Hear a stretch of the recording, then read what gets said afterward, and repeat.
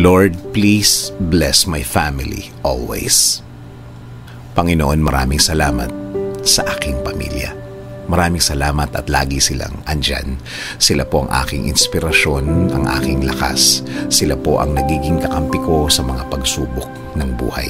At laging nakaalalay kapag kailangan ko ng suporta. Lord, kasama po ng aking dasal na ito na mas mapalapit sila sa iyo. Mas makilala ka nila. Mas malaman pa nila ang iyong kabaitan. Kasama ng nakikita nila sa aking buhay na ikaw ang pinagkukunan ko ng lakas sa araw-araw.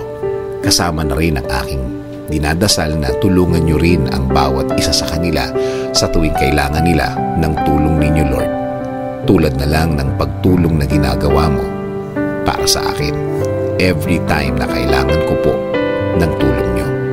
Palagi niyo silang samahan at protektahan sa lahat ng oras. Alam ko po na napakadelikado na sa labas at kailangan nila ng proteksyon ninyo sa mga buhay nila. Kasama na